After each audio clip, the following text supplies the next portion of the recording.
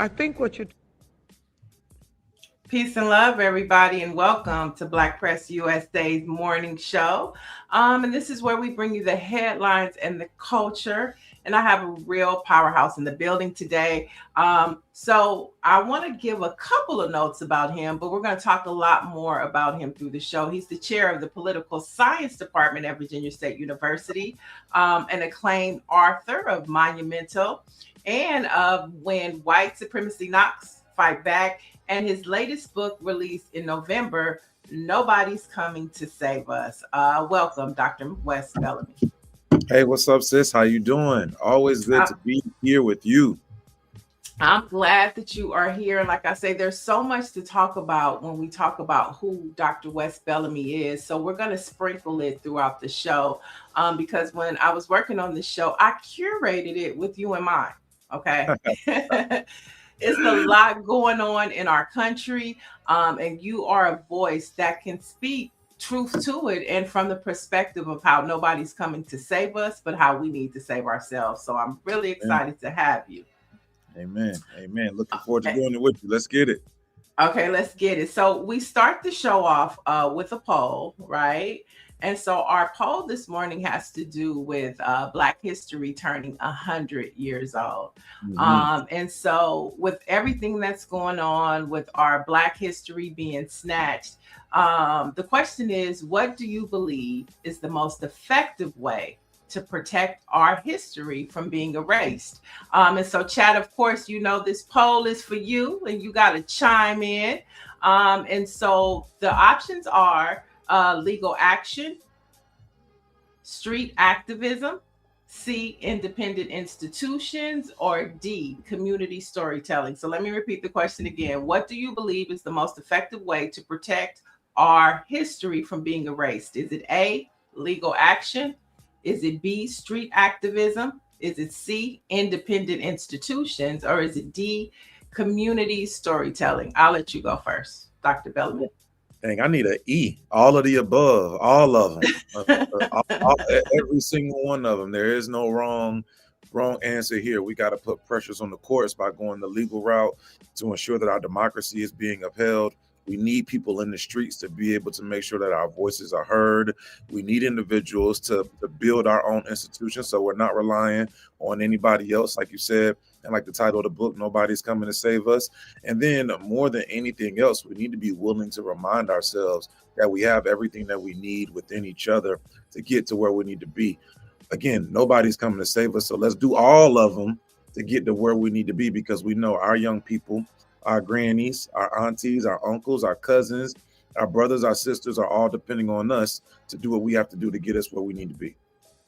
Okay, so the chat. Okay, I'll get to my. I think it's all of the above too. But I guess for me, as a journalist and being a producer, storytelling is a big way for me to help us preserve our history. But I do believe it's E, all of the above. Dr. Marilyn is saying community storytelling. Helen is saying community storytelling. Nancy Wall agrees with you, all of the above. And somebody says we got Happy Black History Month in the flesh. There we go. We sure do. Good morning, Dr. Marilyn. Good morning, Sandra Brown. And then Orange G, our OG, which he's going to love you on the show because he does a podcast every Friday on HBCU Sports. And so, that's what's good. Yeah, so he's going to like what you have to talk about today. But he does say Happy Tuesday. And a story that all Black men should look into. Facial recognition is junk science, and it struck again during Mardi Gras. Long story short, a Black man was arrested at a parade. While you asked, his face came back as a person who was responsible for committing crimes against children. The man was falsely not by the victim. It wasn't true, basically. So it's called the junk science. And then, okay, so we have the chat is chatting. Go ahead. Technology is crazy. And I mean, that, you know, when you look at the advent of facial recognition and these different forms of technology surveilling us in such a wide variety of different ways, some people say that we're in the new version of the Matrix. I say that we've been there, and it's only going to continue to expand. So we got to be careful, one, with how we're utilizing these devices, and then secondly, ensure that we're connecting and looking out for each other to ensure that we're all being treated the right way. Um, can I tell a really quick story, like a 30-second story? Sure, go for it. All right, so not it doesn't have anything to do with facial recognition, but I live in Virginia. I'm from it. I grew up in Atlanta. All my family's from South Carolina, but I live here in Virginia. I've been here the last 17 years. You know, Black History Month, which originally was Negro History Week, was started and founded by Carter G. Woodson, who was the pride of Buckingham, Virginia. Buckingham, Virginia was one of the first free Black spaces in the country. Buckingham is about an hour from where I live in Charlottesville. Still a very proud area. I was just at the Carter G Community Center a couple weeks ago giving the talk. So shout out to Buckingham and shout out to everybody who's out there doing what they have to do to tell our stories and ensure that our history isn't being forgotten. I love that. And of course, the Black press is celebrating 199 years this year of storytelling. Yeah. 199 years. Good Yeah. Lord. How many years you been around at them 199?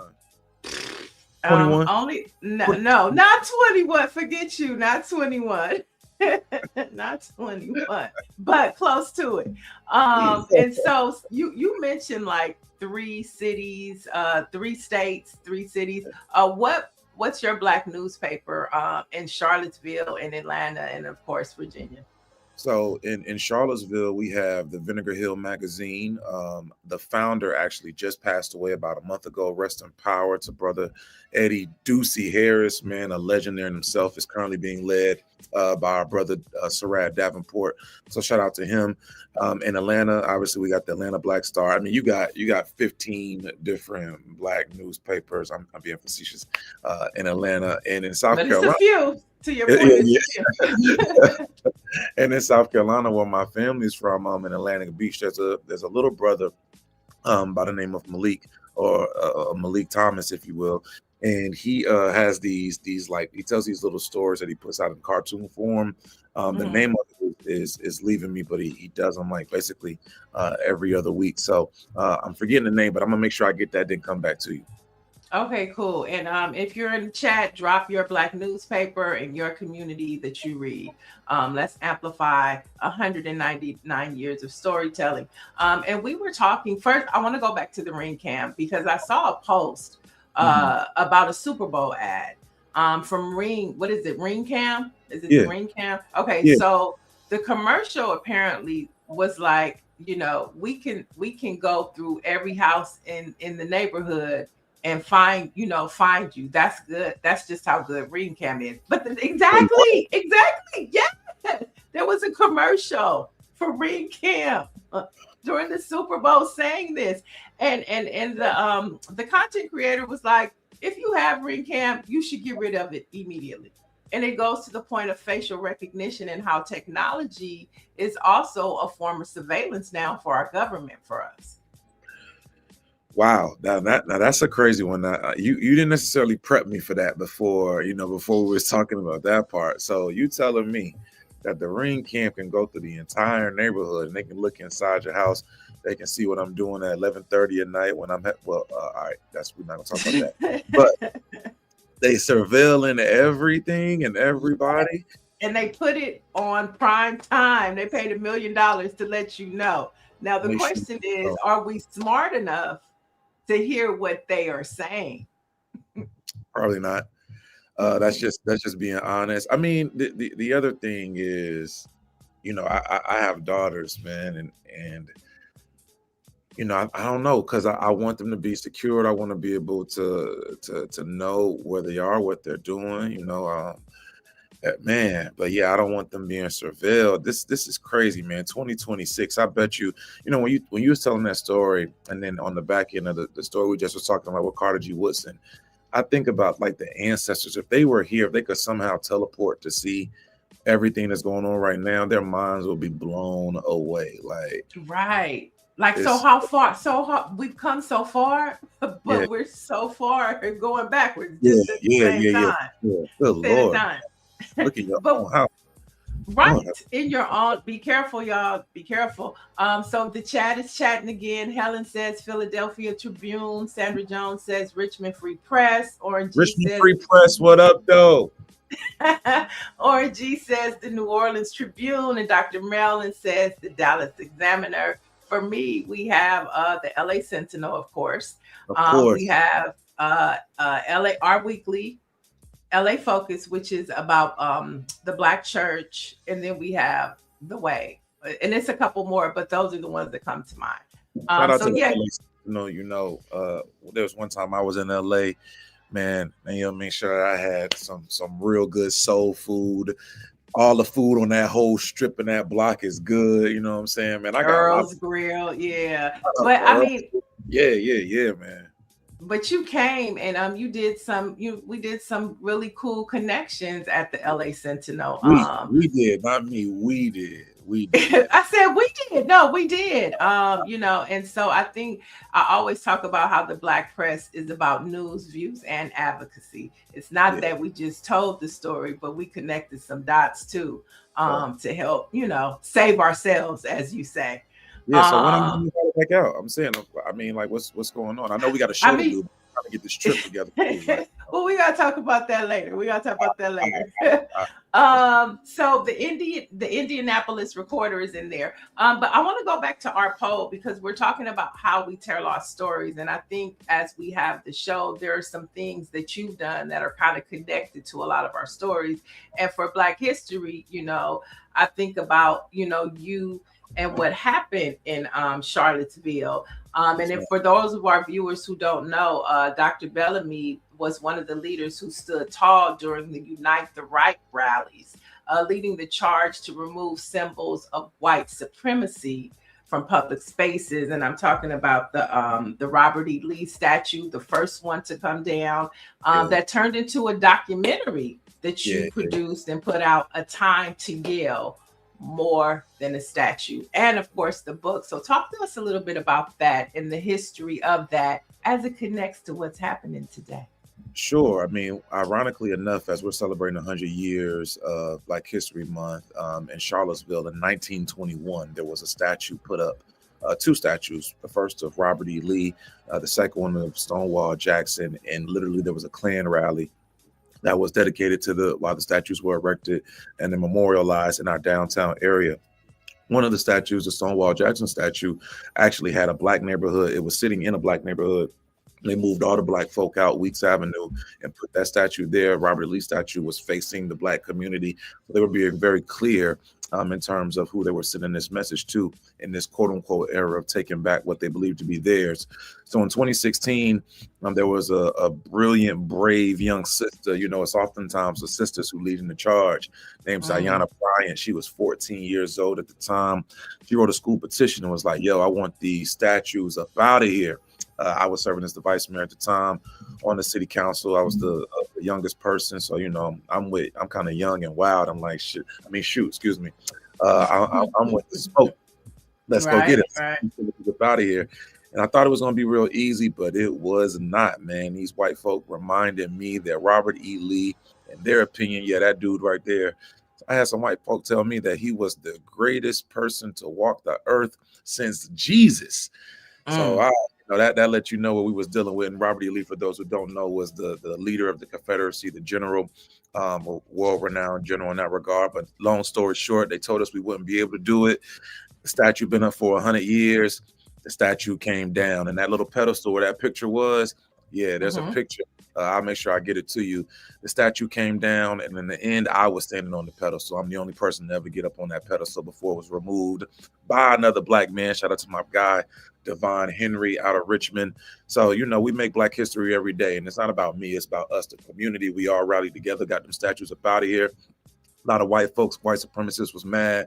They tried to come to Charlottesville, create some havoc, but we got them up out of here too. And we still standing and they not, and the fight continues. And you have a documentary. If anybody can go, how can people watch A Time to Yell, More Than a Statue? Yeah, we got some real good news. I can't say it right now, but y'all got to bring me back.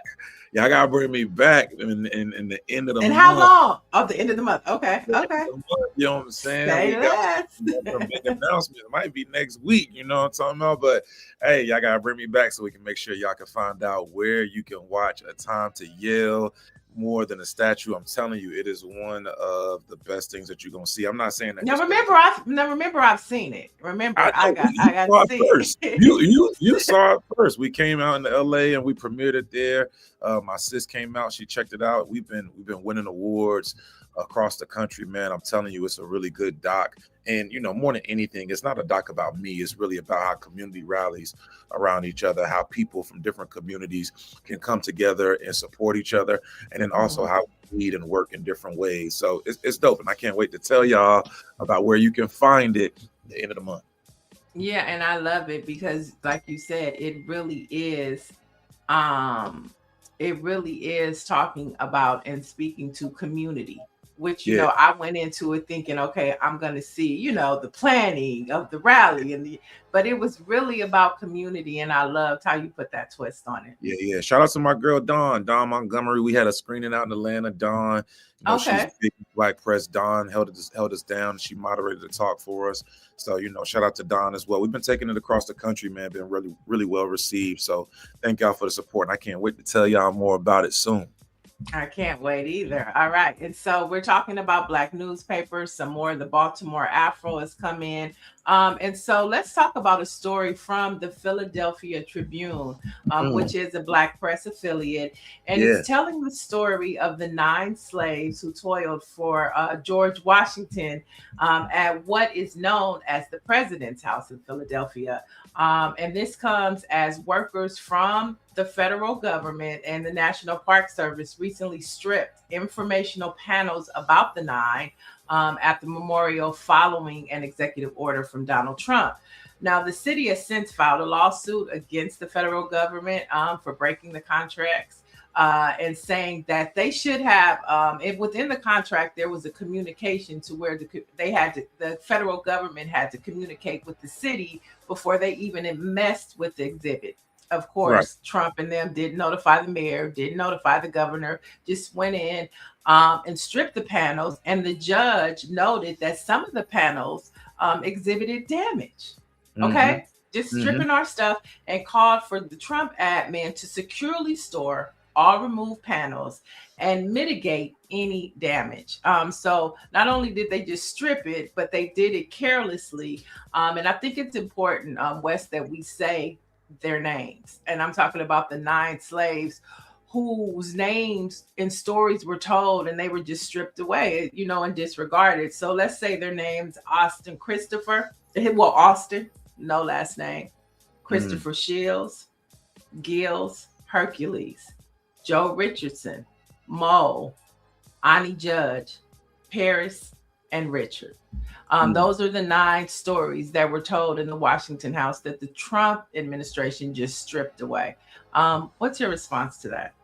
Well, a couple of things. I mean, one, 45, 47, he don't give a damn about none of us, and he really don't care about anything other than lining his pockets as he's the biggest grifter in presidentship. My bad, we're not talking about that.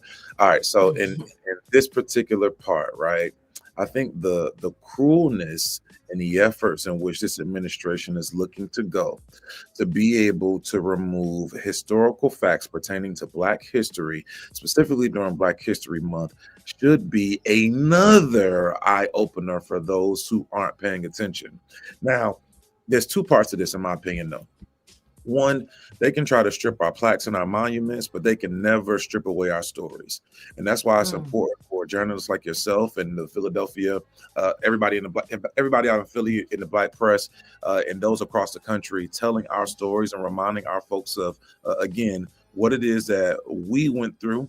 And as you see on that picture right there, I am free now. Listen, we always going to be free in our hearts, and we owe it to our ancestors to continue to tell these stories. But there's another part. I know I said two parts. Here's the third part. The stories can't be told in a vacuum. They can't just be mm, told on shows like this where we're talking to people who are already aware of what's going on. We got right. to be willing to go out in our communities, go out and speak to our young people, have young, comfortable conversations, and reminding them, whether they want to hear it or not, about this is what happened here.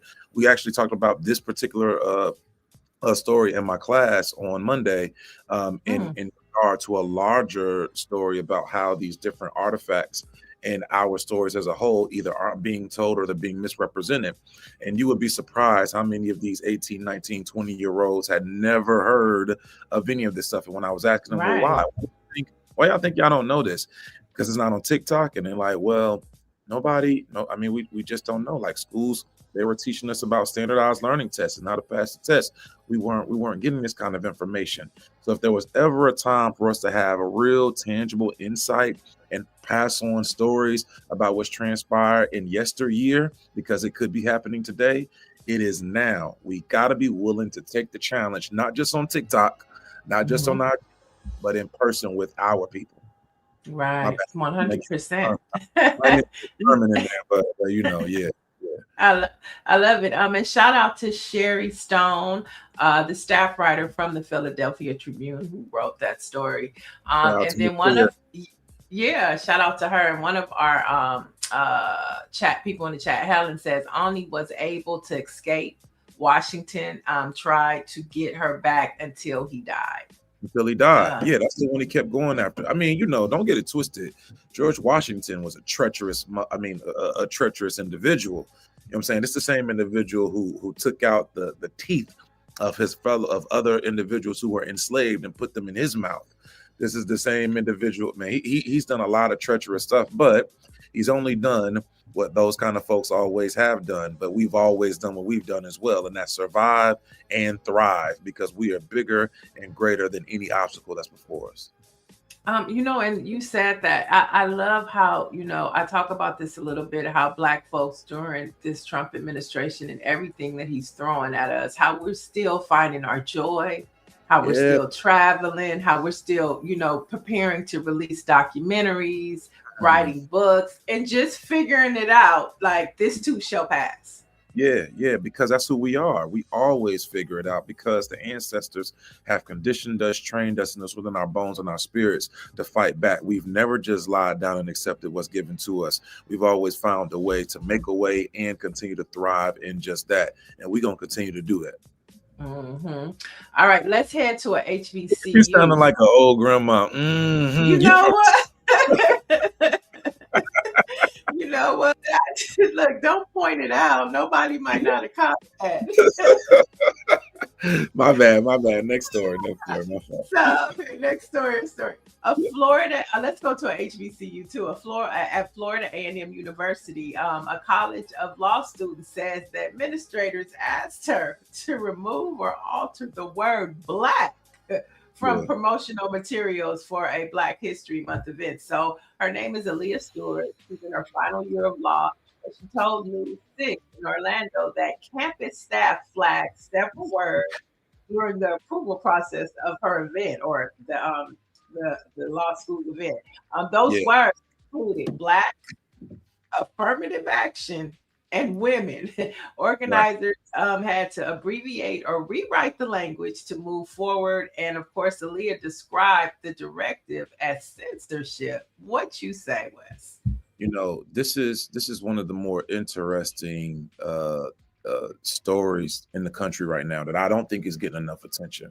Now, full disclosure, my big homie, one of my heroes, Dr. Donald Palm, is serving as one of the vice presidents at Florida A&M University. He is one of the last individuals who was able to remain over from the previous administration. A very, very stand up and honest dude, a great guy who was for us. And I Mm-hmm. will say, Dr. Palm ain't saying this. I'm saying this. I Mm-hmm. will say that that administration down there, first of all, as a state, has their hands in a wide variety of different things, especially within our institutions. If you read the statement in which the school put out in regards to not addressing the specifics in which the students' complaint came from, specifically Mm-hmm. regarding her having to remove certain words, black, woman, affirmative action, etc. Mm-hmm. What the school's administration statement strictly said was that they were following the code that has been set forth by the Florida legislator.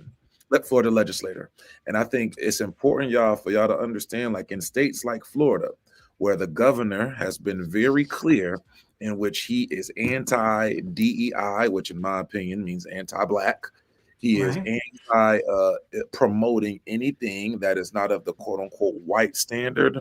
These Mhm. institutions who are receiving public funding and public resources have to be very careful and meticulous about what they allow to transpire and then how they're promoting different things. It is a very, very scary times for our young people. But as we talked about in the last segment, our folks are always resilient and we are very strategic. So instead of them putting black BLACK, they just abbreviated. They put BLK. You know what I'm saying? They found That's yeah, what they they did. I love it. different ways to get Figure around. it out. Yeah, they found different ways to get around. And this young lady, in this particular story, this is an event Aaliyah for Stewart. Uh-huh. shout out to Sister Aaliyah. She's a representative of BOSA, and for any our attorneys out there, BOSA historically has been or stands for the Black Law Students Association. So I mean, like this is a nationwide college or law organization. This isn't something that's specific to their campus. Like they have literally chapters across the country, and even pre BOSA chapters. We have one at my institution at VSU. So again, Mhm. this isn't something that's specific to FAMU and Florida, where she's just trying to cause a ruckus. She's doing what organizations who are a part of her or chapters that are part of her organization have always done. But nonetheless, again, they found a way around it like we always do. And we got to support those young sisters. So let's shout out to little Leah, man. We got to figure out how to send her a couple dollars, get her some Starbucks or something. You know, they like Starbucks. Such a professor you are. I hear the professor in you right now. Gotta But help her I want to bring up the president of FAMU now, Marva Johnson. Now she was pretty much appointed by the government, right? What you By mean? What you huh? mean? What you mean? Pretty much. She was appointed by the governor. I don't know what. Yeah, yeah. Ain't Yeah, no. I We think ain't that's gonna important sugarcoat to that. know. Yeah, Yeah. we ain't gonna sugarcoat that. You know, it was a process and whatnot. The new board was all appointed by this governor and this legislature, and this young lady that their current president was appointed by that board. And you know, I'm not here to disparage or speak negatively about their president or their board. I believe that you know she deserves to have the opportunity to help that institution thrive. They have a very strong and proud alumni base, and I Mhm. know you know that they are very loud and proud about what they want to see done at their institution. And I trust my guy, Dr. Palm. You know, I know that he's going to make sure things are right. But they're in a very tough situation, man. Not trying to be. You're at HBCU, historically black college and university, Right. but you're having to adhere to a state legislature that has made it very clear that the values and principles of your institution isn't necessarily something that they want to promote. And you know, I just encourage everybody in Florida to move to Virginia. You want better, just move to Virginia because you know, it's black. Yeah, and also, other HBCUs and red states should pay attention because this is how precedent is started, right? Yeah, It happens here, they'll get the idea, and it'll be at Grambling State University next because we know yeah, how that governor is. yeah, man. Tell Oh, you, come to VSU. Come to VSU. all right, let's talk a little bit about the changing of why this Trump ad man might be nervous, right? Which we all know. We all knew this story, but it's coming to light. For the first time in US history, births to racial and ethnic minorities now make up the majority of newborns in the United States. Now, the study revealed white births at a 49.6%, while other groups taken together, including Blacks, Hispanics, and Asians, make up 50.4% of all births. Now, this data came because they examined national birth records, data of roughly 33 million births, and they also used detailed files from the CDC. And this comes from the Zucker School of Medicine, and it was led by researchers and professors like yourself. This is something that we knew, but for it to be coming to light, how do you think this plays into how the Trump administration is moving? They scared. They scared. Hey man, people have been talking about this for a little minute now. The country is not going to be lily white like some people think it's going to be. There's a lot of intermingling, if you will, going on, and them skins is darker. The blacker the berry, sweeter the juice. From Right. Boricuas to the Black brothers to you name them, back and forth, man. Now we darkening up this nation, and that's always made individuals scared. And now the data is showing that we, and I say we, I mean all of us, are indeed leading the country in terms of the amount of births and people coming out of these fine young ladies' stomachs. So, I think the You administration, know. well, that's part of where they come from. Anyway, listen, the administration as a whole, right, in all seriousness, I think is utilizing a wide variety of different tactics to be able to try and sustain a little bit of power that they have left. There's no coincidence. It's not lost on me, and it shouldn't be lost on us, that when we see some of the tactics that a particular party in the country is using to try and gain and manipulate seats, to try and find different votes, to try and rig elections, in my personal estimation, it's no mistake that they are trying to do those things while data like this is coming out showing how the country is becoming a lot darker and browner, and people are trying to work together in different ways. Now, Hmm. let's just look at this picture there in itself. Let's read it again. For the first time in U.S. history, white births dropped below 50% of total births, indicating a significant demographic change. And that demographic change for them again symbolizes and points to power being lost. And what Right. we've seen now across history, whenever white folk feel as if power is being lost, there has been black lash. And right now we're seeing black lash and brown lash. So we got to be Mm. diligent and vigilant in the way in which we address and attack these upcoming strategies. Because if we're Right. not there and we don't address them, then they're going to find another way to try to take us back to yesteryear. Right. And we know that they knew this back at with the last census, right? In Right, 2020. That's right, why Donald Trump did everything that he could to change the director, to stop the process, because they're trying to suppress this information. And that's how you get a Project 2026, facts, and that's what facts. they're doing. And so we got to pay attention to this and figure out strategically, to your point, nobody's going to save us. So strategically, how do we use this information to maximize, our organizing, our whatever we need to do to change what's happening in our country. I agree. Um, let's talk about Gen Z real quick. Okay. So this story right here, I mean, you're dealing with a lot of Gen Zers, Mr. Tell me about it. Professor. Lord have mercy. So let's talk about it. Gen Z has become the first generation in history to score lower IQ tests than their parents. Now, Gen Z is the first group to ever score lower than the generation before them. They're declining in attention, memory, reading, and math skills, problem solving abilities, and overall IQ. Now, Dr. Jared Horvath, a former teacher turned neuroscientist, revealed that the generation born between 1997 and the early 2010s has been cognitively stunned by their overall reliance on digital technology in schools. Now, Horvath, I actually seen his testimony, shared this information with the U.S. Senate Committee on Commerce, Science, and Transportation. As a professor, do you agree or disagree? Can I plead the fifth? Can Oh, I plead the fifth? No. I will say this, right? I think that it is important that we encourage our young babies to read. One of the things that we talk about in our class, like in my students, they will tell you, like every class, I remind them that they're revolutionaries, but I remind them that you can't be a revolutionary if you don't read.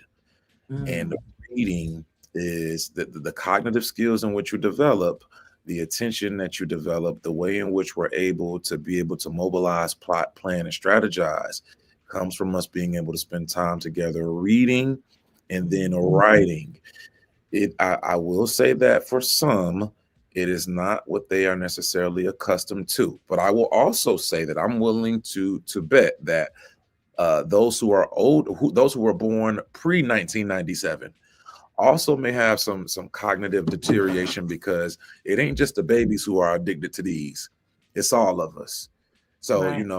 it's easy sometimes for us to judge the young folk and say they're not doing A, B, and C. But shoot, I looked at well, I ain't gonna say who, but I know somebody who's a little older than me, and I was talking to them the other day, and they was glued to their phone, and they've been out of college a long, long, long time, and they too are addicted to the phone. So I mean, it's not just the babies. In this era of instant gratification with TikTok, Instagram, YouTube Shorts, and so forth, the attention spans are indeed shorter. But I think that Mm-hmm. for all of us, we have to be more intentional again with ensuring that we're instilling wisdom, knowledge, and then modeling how these young folks should be doing what they need to do. Part of the reason why I wrote the book and gave a copy to every one of my students was that, and it's mandatory for them to read it to pass the class, so that I know they could read something. Like, we just got to model those things. I'm sorry, I Right. cut you. No. I just wanted to jump in the chat. The chat is saying because they don't like to read and find it difficult to critically think. Mike V says, well, it doesn't help that platforms like TikTok are creating brain rot. And then Gina Stewart is saying, take time to read Telegram newspaper, Wayne County, Michigan. That's right. Keep dropping those Black newspapers in the chat. I think everything that you're saying, and even for me, my attention span is short now. Like to watch a movie. Think about how hard it is to watch a movie now. And not Because pick up you're your phone. right. And not, yeah. And then have to keep rewinding because you get so caught up on your phone for 15, 20 minutes and then you miss the plot of the movie.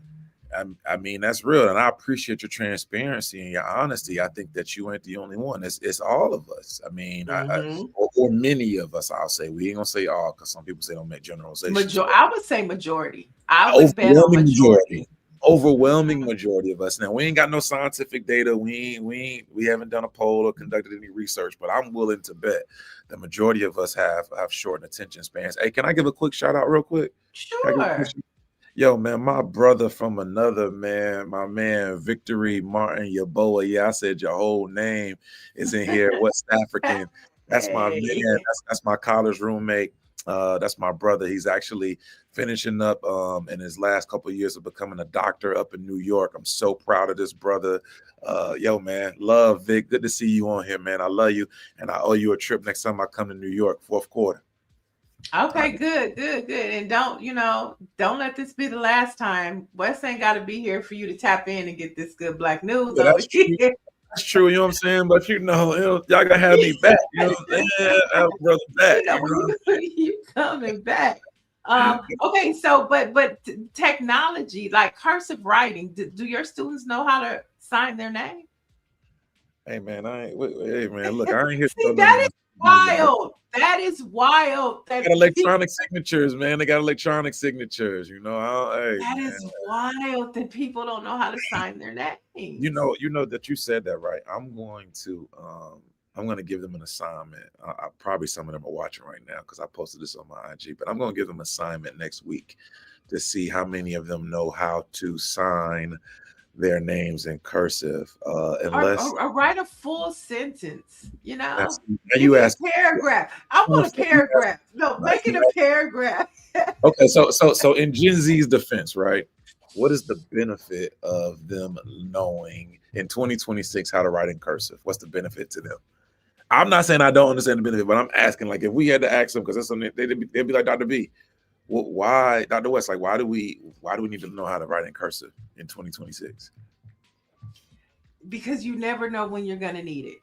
You never know what you need until you need it. That's what the elders would say. I don't disagree, but I'm saying they got Adobe paragraph. They got Adobe electronic signature and all of that, man. The brother at the bottom of the comments. Did you say what he say? Shout out to Mike. Mike said, for the same reason a lot of sisters can't cook because they eat off of Grubhub and Uber Eats. Hey man, we ain't gonna turn this into no gender war, bro. What you talking about? Because I cook.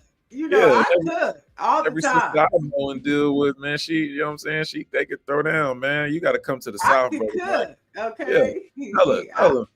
I go grocery shopping. I cook. I have There you eggs go. in my refrigerator, okay? Yeah, yeah. I I mean, have Michael milk. I Carter. have the basics, okay? Michael Carter makes a good point, though. I will say, he said, "Good morning." I think the use of AI too could be "quote unquote" dumbing down this generation. I mean, we have a Mm. lot of conversations, and it's mandatory in my classes. They know you use AI, then I am failing you.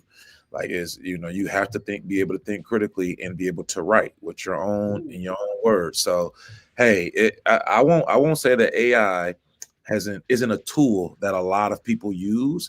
I think in some regards, some people use it for the right reasons. Some people use it lazily, but Mhm. we got to work through it. We got to work through it. Yeah, Dr. Merlin says, I taught both of my boys, my youngest is 18, how to write in cursive. His friends are impressed. Mm.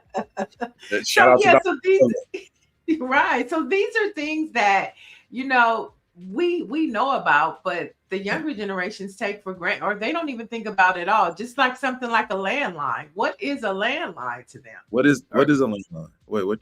A what? is that, I'm pretty sure your mother has a landline. Definitely had the landline, but I mean we may be some of the last. Well, they still have landlines. They're still landlines. But I think that that's the beauty of a Gen Xer, and I know you're a millennial, right? Yeah, Are you a yeah, yeah. millennial? Yeah, And I'm a Gen Xer. I think that we were the cusp of, knowing what, drinking out of a water hose, having a landline, knowing what to dial the operator. Remember when you had to dial the operator of 411? You don't now remember you that? now you're going a little far. You're going a little deep in the You bag. don't know that? I, Well, see, I, my chat is Gen X and baby I boomers, do. so they I, know about that. nah, I remember you had to dial zero. Hey, operator, I'm trying to get in contact with such and such. Mr. I'm trying to Telephone Man. Okay, now that's a little before me, but the remix is No, it good. I watched the documentary. I watched the Bobby Brown and the New Edition documentary. So yeah. Yeah, all yeah, good. see, Destiny says, I got you, Sister Niel. I remember. Yeah, Oh my God. Mike V says, Brother West, years after the Charlottesville protests, how has the community evolved, especially with this current administration? On a brother, man. serious note. Yeah, on a serious note, brother, that's a great question. I will say that we have made leaps and bounds. Are we perfect? No, there's still a lot of work to be done, but we currently have a black mayor. Shout out to my brother Juan Diego Wade. This is coming on the heels of our first black female mayor.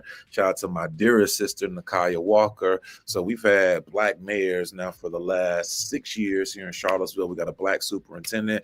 We got a black city manager. Black superintendent, shout out to my superintendent Gurley. Black city manager, shout out to my guy, Sam Sanders. That same young sister who wrote the petition, Zayana Please. Bryant. She's now serving on the school board. Shout out to Zai. She Oh, just won okay. the school board election. So I mean, there's a lot of strides that have been made within the community. However, you don't overcome 200 to 300 years of oppression in the land of quote unquote Thomas Jefferson in a 10-year period. So we're still working to fight back against inequities. What I will say was I see us using our voices to speak up about different things in ways that definitely weren't transpiring before. And Mhm. that makes me proud. And I will say also, there's a lot more people who are speaking up, fighting, leading events, doing different things now than we had a few years back. So we're coming along for sure. That's good to know. Let's move to another story, which is a resource that your college may use, or even you. One of the CIA's oldest and most recognizable intelligence publications, the World Factbook, it's just gone, y'all. It's Come gone. on. So the World Factbook served the intelligence community and general public as a long-standing one-stop basic reference about countries and communities around the globe, assisting teachers, professors, librarians, and of course journalists. Now the site disappeared on February 4th, leaving students mid-season and researchers without a trusted source, and the free resource provided basic information on countries, populations, economies, governments, and geography. So it's just gone. Yeah. And Do you know about this source? Wait, did you know about this source? Yeah, hell yeah. We use World Fact Book. I mean, in the world, the wildest part is that there was no explanation. Just like I remember what was it? It was on the 4th. Like it just was gone. You go to the website and you see the farewell message, and that's it. The CIA is the one who really leads the World Fact Book, and like again, they didn't provide a specific reason. They just say, hey, it's farewell. That's it. Millions of links used in educational settings and like news reports and research projects, they were all broken. Like you couldn't use them anymore. So man, oh my gosh. So it was deeper than just it disappearing. It was the connection to different stories and resources. Yeah. Oh, wow. And it's unbiased data. Like you're able to compare statistics from country to country, a wide multitude of different things. And again, it's unbiased. And I think there's been a consistent theme from this administration about narrowing information. And in my opinion, removing access to information in different ways. And it's so ironic from the party of small government, the party of we want to be able to be free and expose everything and be able to have as much information as you want, small government, but they're doing all these different things to keep us from being able to have access. It's crazy, man. Our producer Greer says she still has the landline. She wanted us to know that she still has the landline. But no, this is crazy. I mean, and it just started popping in my news feed about what's happening in Cuba. I didn't see that on the news happening, how our government is starving people over in Cuba and taking their electricity. I had no idea. Did you know about that? That's the thing. Yeah. But listen, if it's not on your algorithm, like you got to think how most of us consume, how many of us rather consume news and information these days. Thank God for platforms like this one that allows folks to be aware and be informed. But for a large majority of people, they're receiving their information and their news on social media, which is inconclusive, but then also is controlled by algorithm. So if the algorithm by design isn't allowing you again to have access, then you won't know. I mean, many people are living in a bubble, and this information just isn't coming across, which is again why it's so important for outlets like this one and the Black press as a whole to speak up and speak out. 100%. Let's hobble over to an HBCU that is experiencing what Frankie Beverly calls joy and pain. Okay, so last week reference at 9 a.m. is crazy, but go ahead. Let me hear about this. Okay, and if it's 9 a.m. your time, guess what time it is mine? And I'm talking about joy and pain. But Lord, one week before last, he was fired. The next week he came back. Now it's a lawsuit, and I'm talking about at Morris Brown. So on the same week, an independent evaluation, the president came back. We know who I'm talking about, right? The president. Shout out to my guy, my brother, Dr. Kevin James. I'm riding with you 120%. Yeah, ain't no bias news over here. Okay, so on the same week that he came back, an independent evaluation team visited the campus to determine if Morris Brown should keep its accreditation and the vital federal funding that comes with it. Now the school is being sued by the former member and a board of trustee member. And in the complaint she's filed, Nzinga Shaw claims that the college did not pay her for her work as an interim president, but it was only for like a week and a half, right? But if that wasn't enough, there's a video going around that shows the president making a sexual explicit remark regarding a potential employee. Now, I don't want us to show that. Yeah. I don't even know if we should. Should we show it or should we not? No, we should. Okay, we're not gonna. Okay, we're not gonna show it. We ain't showing that. Okay, we're not gonna show it. But my question is, is it AI or is it real? It's AI. He innocent until proven otherwise. He innocent. Now, let me just tell you, the video is very explicit. I'm sorry, bruh. I got that video looks very real to me. Oh man, dang, the producer And I what? hate Okay, to say Greer. it. What does he say? Go ahead, Greer. What does He say uses in the the D word. He says it. He He was talking about implies it. dominoes. He was talking about dominoes. Like you got to, you know what I'm saying? Yeah. Dominoes. Okay. You know what I'm Okay. saying? Dominoes. So what do we do? What do we do? He looked like he had gas. He couldn't. I mean, like AI could not. I'm sorry. That little video looked very real. You know, I think he was just playing. I think he was. So the way Destiny says, definitely not. Let folks look it up for themselves if they want it.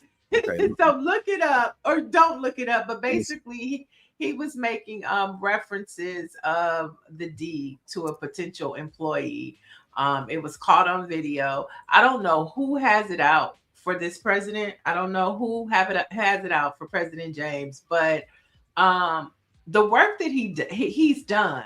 I think this is and is doing, you know, is important. I remember we interviewed him back on the Black Report when he was trying to get the accreditation back, and he did it. And just last week, T.I. donated 75 or 50,000. You know, Nakima Williams, the Congress member, donated 700,000. So the work that he is doing is undeniable. But the question becomes, does that still matter when he's making those type of comments to potential employees?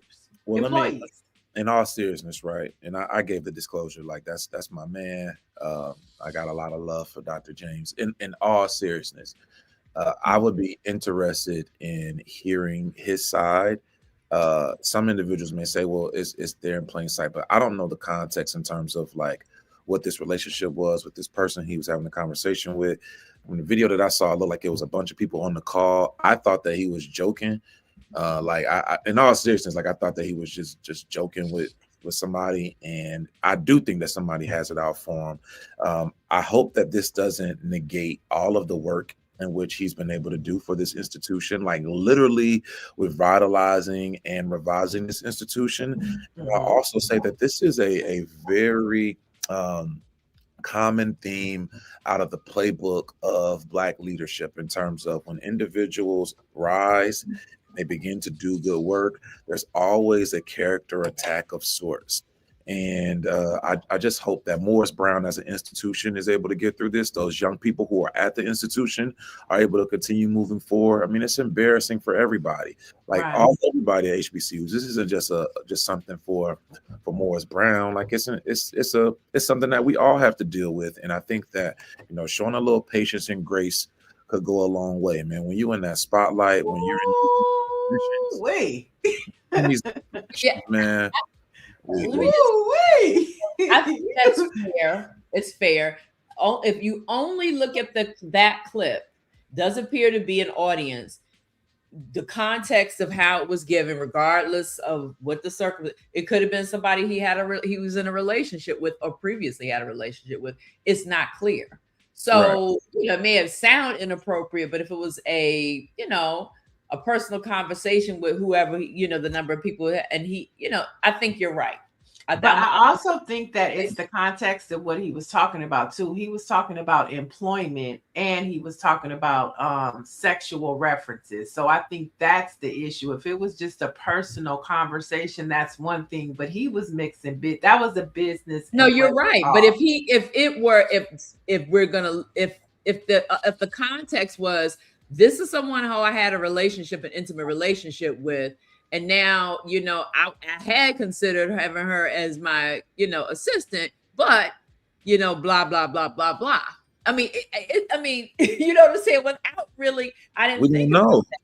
Yeah, like we don't know. Context, it was really because we only had that clip. And I do think it's now for whoever did it, they did try to set them up to even be recorded, and now it's out there. And I think the bigger question is, you know, who has it out for President James, right? Because, you know, they let him go unknowingly, you know, and then there was a big campaign. He was on Roland Martin, you know, what happened? Why did you terminate him? He said he didn't know.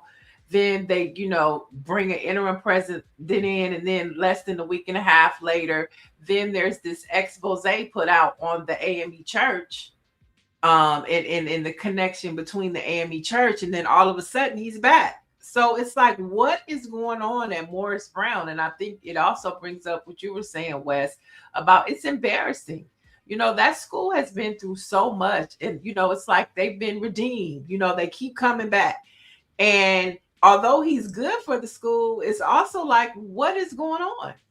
Well, again, I think it would behoove all of us. And yeah, I'm saying this because I know him, and know him well. I think that sometimes grace and patience can go a long way. And I think that in this era of wanting to sensationalize everything, we have to be able to be gracious and patient with our own, especially when they've proven to us the amount of work in which they're able to do to uplift our people. What he does in his personal life, honestly, to me, that ain't none of my business. Now, again, I want a level of professionalism to be maintained, but I don't know the context of that conversation. And I'm just speaking candidly. I think Kevin is smart enough to not be having that kind of conversation with 10 other people on the phone and then all watching. And again, there's other people on it. I don't know what the context was. And I ain't gonna let it be taken away from the fact that while we talking about this with Kevin James, and while some people were mad at Jamal Bryant and his wife's dress, Trump just went into the Fulton County Office of Elections and is trying to steal all of the voter rolls. I ain't gonna let any of that also be moved away. We got a 34 count felon in the White House, and we over here talking about what this president did. Okay, well, I'll say this: we can walk and chew gum at the same time. We're gonna move. You right. You right. We gonna move to the next story. We gonna track this one. Yeah, move on. And congratulations to President James and Morris Brown for their almost $1 million donation from hip hop and the federal government. Okay, let's talk about tenure. We have the professor here, the chair of political science. Let's talk about some what's happening in Oklahoma, where professors are opposing Governor Kevin Stitt's order ending tenure. Now, the Oklahoma governor signed an executive order prohibiting public regional universities and community colleges from granting new lifetime tenure to faculty. Now, this is shifting to renewable performance-based contracts. Existing tenure is honored, but all tenured faculty will undergo mandatory 5-year reviews. So I don't know if that still keeps tenure, but the professors fear it will limit academic freedom and lead to a decline in education quality. As a professor and a chair of a department, what are your thoughts on this story? This is crazy. Let me just be clear. This is crazy. Any of y'all who are out in Oklahoma and y'all looking for a job, we got plenty of them over here in Virginia. I'm just being candid. We don't have we don't got no crazy governor like this gentleman. I mean, I want people to do their research on who this governor is and his attack on education as a whole. This is the same guy who Governor Stitt, who was adamant about the 10 Commandments being placed in Oklahoma K-12 schools. This is the same guy who has been a staunch supporter of removing anything revolving around DEI, Black history, things of that nature. And don't get it twisted. Oklahoma has a HBCU there. Their institution, Langston University, was named after the same person who helped found Virginia State University, John Mercer Langston. You can do your Googles on John Mercer Langston, arguably one of the first Black elected officials in United States history up in Ohio, the founder of the Howard Law School, the first dean at the Howard Law School, and then the first Black person to serve in Congress in Virginia. So Langston University is a very historic place, to say the least. And when you look at the impact and ramifications of removing tenure or not allowing those to be able to earn tenure does a couple of things for a couple of different reasons. One, it allows persons to be able to have academic freedom to teach what they how they want and ensure that a level of knowledge is being embarked on our young people. Secondly, it also ensures that an administration on the college level or even higher can't just come and do something nefarious and take your job from you, like you've earned that. And then thirdly, people work much of their academic careers to be able to be in the position to have the autonomy and get the prestigious prestigious award of earning tenure. Like that's a very, very serious thing. And because, in my opinion, this administration is so threatened by intellect, they are willing to do anything in which they can to try and remove these intellectual persons from being able to tell the truth. And that's the real shame in all of this. Yeah, and then like I said before, like this could set a precedent that it could, somebody else adopt it, and then before you know it, it'll be in Virginia. Nah. Because let me tell you something about out here. Y'all think them statues we had some beef? Let y'all come. All right, anyway, y'all, let's move on. No. Are you tenure? Yes. Okay. All right. And so talk about like what that means to a professor. Like, what is the process to have tenure? And what does that mean exactly for those who don't know? So you got to go through a couple of different processes, if you will. You have a 3-year review and then a 5-year review, in which you have to be able to compile all of the research in which you've done, show all of your evaluations, be able to have reference letters and person speak on your behalf, whether that be students, administrators, and so forth, colleagues, about the work in which you've done. You then have to present all the work in which you've been able to do. And again, there's a 3-year a kind of midpoint evaluation process. And then on your 5th year, that's when you present to the faculty senate, and then you're granted tenure, if you're granted tenure. And then for other individuals, based off the work in which you've done prior to coming to your institution, you may have had it at another school or in some other capacity, you then get it there. So there's a couple of ways. So it's transferable. So you could transfer your tenure. Depending on if the institution allows you to transfer or to honor your tenure at another institution. More times than not, that does happen because you've already demonstrated the work in which you've done. But it's not something that's taken lightly. Like, you don't just get tenure just by being, a Rudy Poo or coming in your first year or your second year. No, you have to have a strong academic you have to be able to show a strong academic track record to be able to earn this prestigious award. So for him to arbitrarily believe that he has the wherewithal or the academic prowess to just take it away is something that I'm very disappointed in, but honestly doesn't surprise me from that administration in Oklahoma. And I'm just praying for all the folks out there in Tulsa and Norman and other places who are working hard to ensure that intellectual freedom still reigns supreme. And y'all keep fighting, keep your head up, because the natives out there, the ancestors are working with you and riding with you, and the Black folk who are out there doing the same thing. And so my last question about that, do you go under review? Or is like once you get it, it's just done? No. I mean, when you get it, that ain't it. You know what I'm saying? Like, so you do have a review. So him saying that, a mandatory 5-year review, that's pretty standard. Yeah, I think that, I mean, in order to get the standard, you got to have the 5-year review. In order to get the tenure, you have to have you have to be able to go through the process to get tenure. And then, then after that, if you will, if depending on, again, how your institution works, like there still could be an evaluation process. Every faculty member still has to have an evaluation process if they're teaching courses from their administrator. Like, that's just standard. So it's not like you just get to do whatever you want. And again, man, I just really think that this individual isn't truly aware of how the academic process works. And it's disappointing, to say the least. All right, let's talk about something that you love. Yo, my man in the comments said you have tenure as a janitor. That's crazy. He tried to troll me. Work has dignity. Hey man, that was funny. That was funny, bro. Much respect, man. Much respect. That was funny. Let's talk about something that you love and are passionate about. Let's talk about some basketball and HBCUs.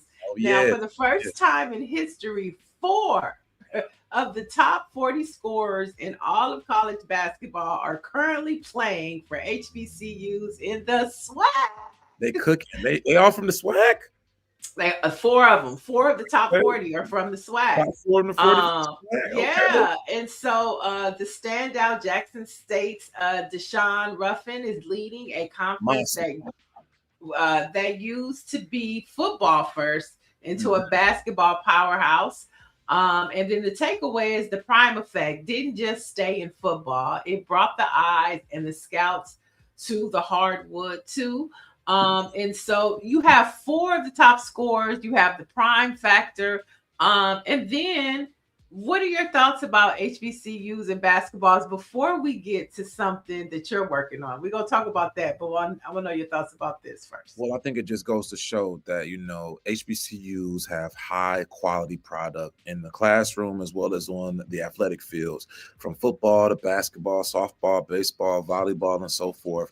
We produce high quality individuals and work as a whole. So, I'm very proud of these young people. Shout out to the 4 players representing the SWAC, leading the country and scoring 4 of the top 40. Man, I think that is absolutely insane. Much respect to all 4 of those young brothers. And again, that SWAC tournament that's going to be taking place in Atlanta in March, man, is going to be one that you do not want to miss. And you're talking about the Black College Invitational Championship that is produced. Well, before they get to that, that's our thing. Before they get to that, they have their own conference tournament. Shout out to the commissioner, the Honorable Dr. Charles, man, who is also serving as the chair of the NCAA selection committee that picks all of the teams to go play in the March Madness tournament. He's the chair of that committee, man. The SWAC commissioner is doing phenomenal work. Shout out to Dr. Charles, as well as the MEAC commissioner, Miss Sonia Steele. She's doing great work as well. And I can't leave out CIAA Commissioner Jackie McWilliams, as well as the SIC Commissioner, my dear brother Anthony. So, the HBCU basketball, HBCU football, but since we're talking about basketball, is in good hands. And what I was alluding to was prior to the NCAA tournament and the BCIC, which we're going to get to, there are conference tournaments that you have. So the SWAC will have their own conference tournament down in Atlanta. I went to it last year. Phenomenal basketball. And then the MEAC will have their conference tournament in Norfolk, Virginia. Both will be taking place in early March. And then that's going to be leading up to, the big dog, the Black College Invitational Championship. But I'll let you roll that out. You know what I'm saying? I want you.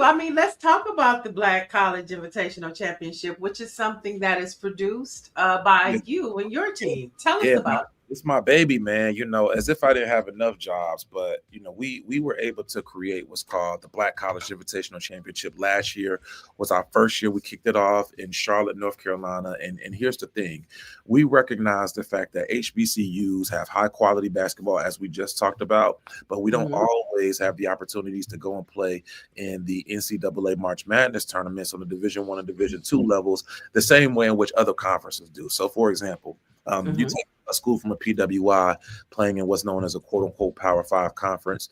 Those schools could have great years and they don't win their conference tournament, and they're allowed to go play in the NCAA March Madness, where more times than not, our institutions don't get that same opportunity. So we created our own HBCU March Madness tournament. Last year was in Charlotte, North Carolina. This year is going to be at Virginia State University to highlight our players and allow them to continue playing postseason basketball. Now, last year we had 8 Division II schools, teams from the CIAA and the SIC. This year we're going to have the D1s playing, and this is going to take place on March 25th through the 29th at Virginia State University. Yo, man, it is going to be a phenomenal event, from step shows to athletic director symposium to cheer and stump competitions. Y'all got it up there. Education Day, where we'll be giving away scholarships on the spot. Every team that played last year received $10,000, and in the winning schools, they received $25,000. So, man, it's really about giving back and supporting us. So we want everybody to come out. BCIC Education Day, again, that's going to be at VSU the 26th and 27th, and then the games will be taking place the 27th and the 28th. So it's a great weekend, man, and we hope that y'all can come on out of Virginia. Make sure we get the Black press out there to show us some love. I'm sure Dawn Montgomery is going to cover it for us. She's on that HBCU beat, along with our other journalists. What's the name, Greer? What's the name of the other journalist? Itoro and Don, they are on the mission for HBCUs, and so they bring us all the great content. So we got to get that out there. Follow the page, BCIC, Black College Invitational Championship. It was just up on the screen. We highlight games of the week, games to watch every week. We highlight different players. We make sure that everybody knows about what's transpiring and going on in the realm of HBCU basketball. And again, we don't have to beg anybody else to allow us to play in their stuff. We can make our own stuff, which is what we did, and that's what we're going to continue to do. Now, it is hard, so we need y'all support. Make sure y'all come on out and support us. It is challenging to say the least, but nonetheless, we're gonna get there. All right, well, let's do some collaborations. That feels like Feel Good Friday to me. So let's talk about ways we can collaborate and help amplify what's happening at the Black College Invitational Championship. For sure. Let's do it. Okay.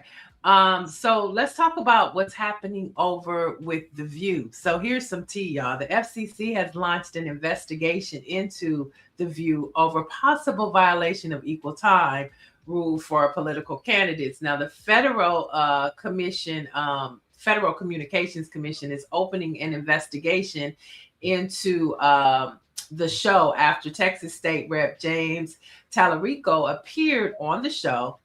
Under the equal time regulations, all legally filed candidates, regardless of party, would be allowed the same amount of time on the same program.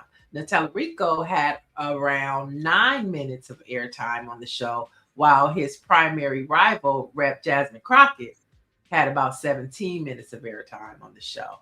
And so we saw them go after Jimmy Kimmel, and this is like just a loophole for now them to attack The View. It's always something, man. Shout out to our dear sister Jasmine Crockett. Shout out to Tallarico, man. Shout out to Jasmine. I love you, Jasmine. Keep pushing, sister. Shout out to The View for allowing our people to have their voices heard. Segments, they can't control segments and how conversations flow. If for whatever reason the conversation isn't flowing a certain way, that doesn't mean that they are doing something nefarious. They have an obligation to essentially ensure that both individuals are represented or have the opportunity to come on the show. That doesn't mean that they're doing anything nefarious. I mean, this is just another attempt from the administration, this fascist administration, to try and use a heavy hand to meddle in things that they have no business doing so. I want to go back to a couple of comments. Dr. Maryland said, that's crazy. They didn't give Dr. Cornel West his tenure. And Nicole Hannah-Jones, she had a problem with tenure. That's why she ended up at Howard University. She was on at UNC. Mm-hmm. And then we have Nancy Wall. She says, congratulations to you. That sounds great. We're going to keep that story going and help promote what's happening with that championship invitational. And then we're going to go. David Youngblood said, didn't Reagan get rid of equal time? I'm not sure.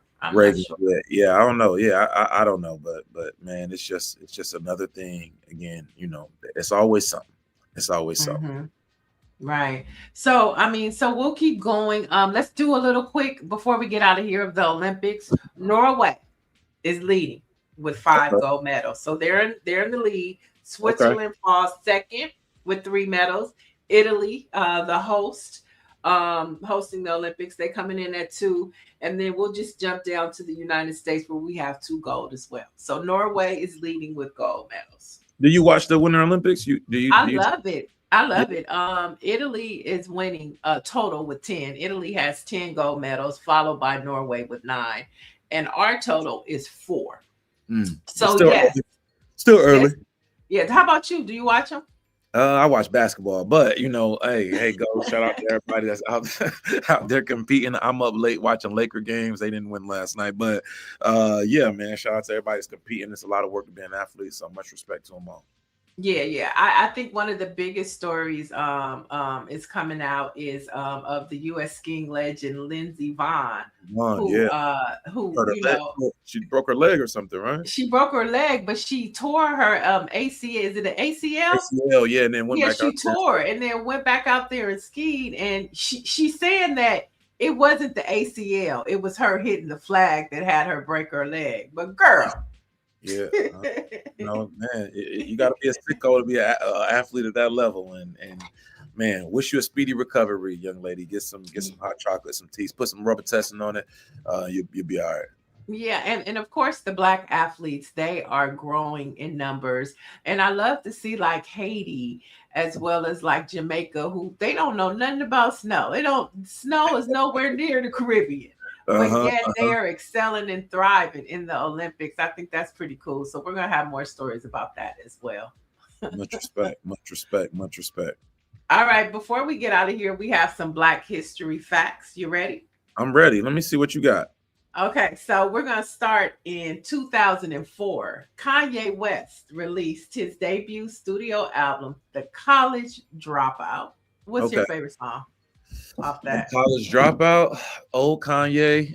Let's see, my favorite song on College Dropout, probably Never Let Me Down, the record with him and Jay-Z. I think that was a very powerful record. That's probably my favorite record off of that album. I'm gonna do Family Business. Isn't Family Business on this one? Family Business on that one, yeah. And Through the Wire. Through the Wire was like that one right there, and just his story, of the accident. So that was my jam, and then Family Business. Those were my two. Yeah. Okay. Yeah. I'm gonna have to go. I missed that, Kanye, man. Come on back, brother. We know you working through some things. Come on back, brother. Come back home. We know you. He's about to drop another album, I think, this spring or summer. So he'll be back sooner than you know. It's just which Kanye are we gonna get? Yeah, right. And here's a good question, and then because you like Come On Back Home. Now, everybody not always welcome back. So Kanye, with all that's happened, is he welcome back? And why? I'm a firm believer in having patience with our people and impatience with progress. And so you would say that to Candace Owens as well? I think that if you're black, I can agree to disagree with you. And it's my responsibility to never disparage you in public. Now, what you choose to do is what you choose to do. But me, I'm never going to disparage you in public. I'm going to hold grace for you. But I do reserve the right to not mess with you. Now, I can love you from a distance and just not agree not to say any ill towards you because you look like me, and not do any harm towards you because you look like me. But that don't mean that I gotta mess with you, and I think that's important for us to understand. So, do you tell Kanye where the bunker is, where the black bunker is, or do you tell Candace? Real, what is up with you, yo? You being too great. I mean, we got being real. That's me though. Like I don't. You know what I'm saying? Like I firmly believe that we gotta hold space in the heart for our people, but that don't mean that I gotta mess with you. Now, do I tell them where the black bunker is? How bad is it?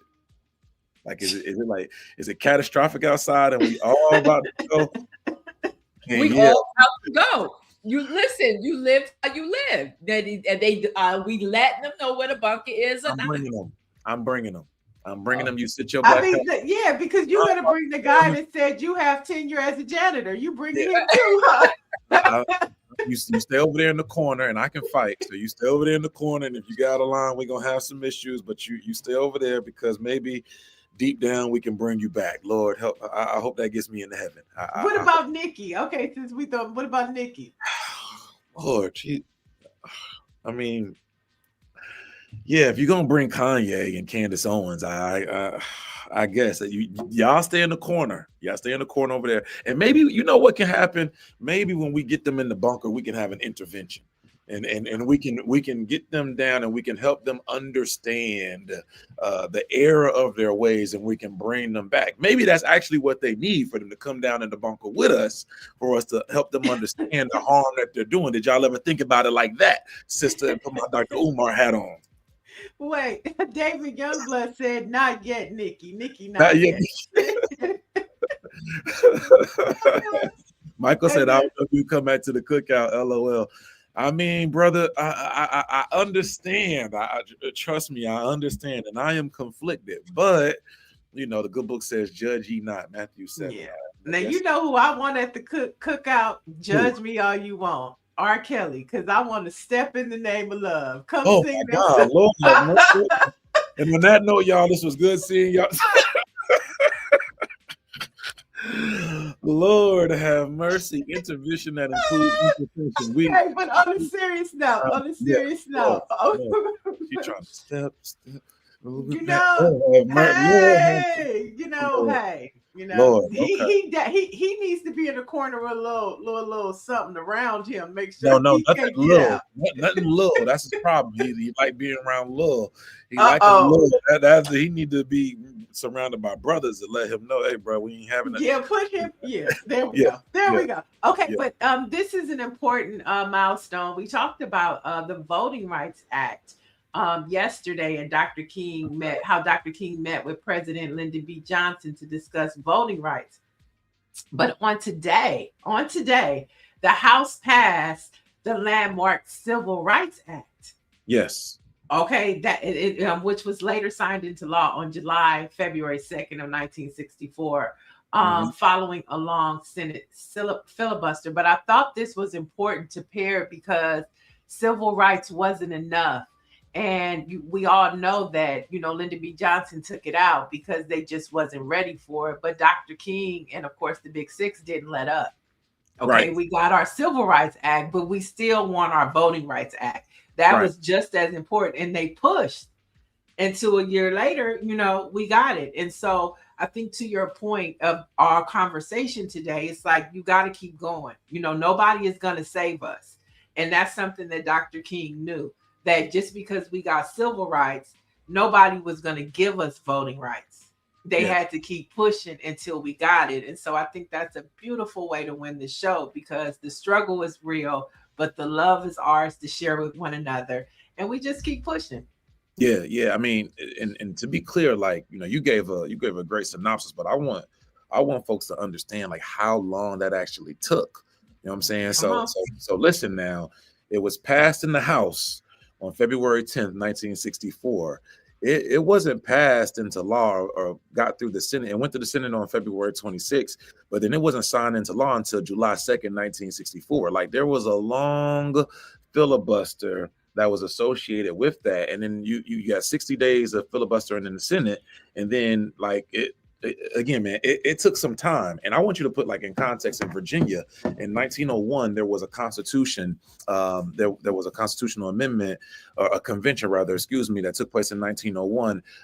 We went nearly 80 years from 1890 to 1968 without having a Black representative in the Virginia House, the Virginia General Assembly, due to Jim Crow laws, Black codes, voter disenfranchisement, and so forth. So this Voting Rights Act, when it was finally passed in 1964, like, that was a big deal. Subsequently, 3 years later in Virginia, we saw the first Black man be elected to the House of the Virginia General Assembly House since 1890, and then we had our first sister, Yvonne B. Miller, be elected in 1983. So y'all, like, these laws that were passed, they aren't just dates and numbers. And if they were just dates and numbers, these individuals in the current administration wouldn't be working so hard to gut the Voting Rights Act and not pass the John Lewis voting rights bill that's put forth right now. So my bad for the sermon, but just want to make sure we still in context of that. No, I mean, it's Black History Month. We celebrating 100 years. We got to get it all in. That's and right. The most important thing is, it's not that long ago. It's not. It's not. It is not. So I want to thank you for joining us. I'm looking forward to you coming back, because you got big announcements to do, and you got so much commentary. Yeah. I can't wait to come back on here. You know what I'm saying? You give me a little bit more notice, I get a fresh cut. Make that. Right. Well, look, I know Greer's already getting the email ready to get your date. I already know it's happening. Let's make it happen. Thank you so much. For y'all having me. It's always a good time. Salute and show love to the Black press, man. This Black Press USA morning show is a great one. I had a great time. And again, I hope I can join y'all soon. All right. Peace and love. And you guys, for the latest in Black news, head on over to blackpressusa.com. We'll talk to you tomorrow. All right, Greer, go get your landline.